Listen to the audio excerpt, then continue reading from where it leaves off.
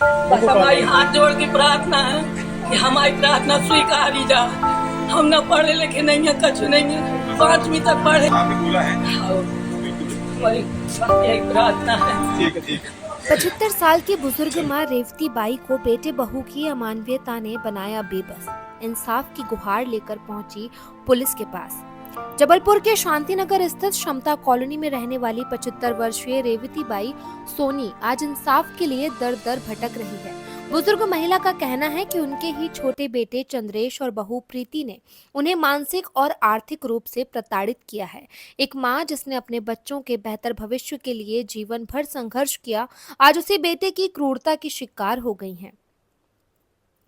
Revati by ने बताया कि जिस मकान को उन्होंने अपनी जमा पूंजी से बनवाया वो उनके नाम पर था, मगर बेटे बहू ने धोखे से वो मकान अपने नाम करवा लिया। इतना ही नहीं, बैंक में जमा लाखों रुपए की रकम भी जबरन हड़प ली।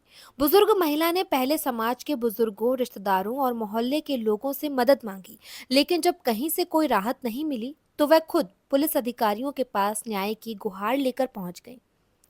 पुलिस कार्यालय में रेवती बाई ने हाथ जोड़कर बेटे और बहू के खिलाफ कार्यवाही की मांग की। इस दौरान उनकी आंखों से आंसू रुकने का नाम नहीं ले रहे थे। उन्होंने बताया कि अब ना तो रहने की जगह बची है और ना ही जीवन यापन के लिए कोई साधन। बेटे बहू ने उन्हें मानसिक तनाव में डाल दिया है और अब वो एक एक दिन बड़ी मुश्किल से काट रही है। इस मामले को गंभीरता से लेते हुए एडिशनल एसपी सूर्यकांत शर्मा ने कहा कि बुजुर्ग महिला की शिकायत दर्ज की गई है और पूरी जांच कर आरोपियों पर सख्त कार्रवाई की जाएगी।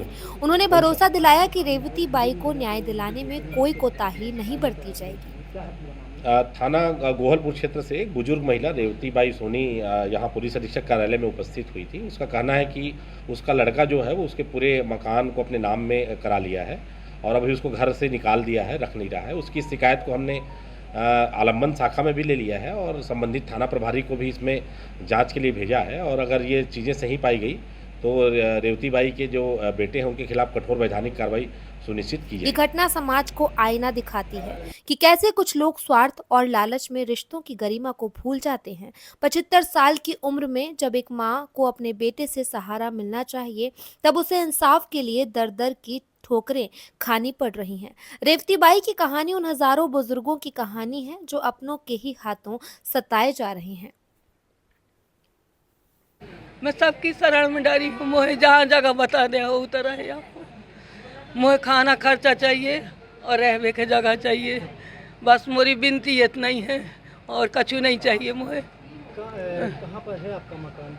गोहलपुर थाना के पीछे शांति नगर समता कॉलोनी में, मकान नंबर 98। क्या बोलते हैं आपको बहू बेटे? बेटा बहू कहते हैं तुम घर से निकलो, हमारे पास कुछ नहीं है तेरे को देने के लिए, हम चप्पल मार के भगाएंगे, तुम्हारे मुंह में लात मारेंगे। ऐसी बहू कहते हैं हमें, और जो बहू कहती है वही बेटा बोलता है। कितने दिन से और बिल्कुल झूठ बोलती है बहू भी बेटा भी। कितने दिन से परेशान कर रहे हैं? 2 महीना, कम से कम 2.5 महीना हो गए हमें। तो आप कहाँ रह रही थी अभी? अब है तो इते हो तो बाग रहे सर, इते हो तो बाग रहे हैं। जहाँ भी जात हम मंझौली गए थे उते हमारे कुटुम्बी हैं। वे लोग भी कहते हैं कि जब उसको दे दी हो सब कुछ तो उसी के पास जाओ। तुम्हारा बेटा है, तुम्हारे बेटा माँ को झगड़ा है, हम लोग कुछ नहीं कर सकते। अभी शहर में कहाँ रह रही हैं आप? शहर में कहीं नहीं, बाग रहे इते से होते, इते से होते फिर रहे। आज आप शिकायत देने आए थे? हाँ, फोटो उतरवावे गए थे एक जगह, तो वो कहने लगे तुम उते चली जाओ एसपी ऑफिस, एसपी साहब के पास। एसपी साहब तुम्हारी मदद कर रहे, सुन है वे। आज आए थे तो क्या बोला आप? अब कछु नहीं वो इतना है सब जनों से कि हमें 2 रोटी और रहने के लाने व्यवस्था चाहिए। हमारी 75 साल की उम्र हो गई, हम कहाँ जाएं? कितने बेटे आपके? एक ही बेटा है यहाँ, एक बेटा इंदौर चलो गाँव है। आज कम से कम 10-15 साल हो गए वो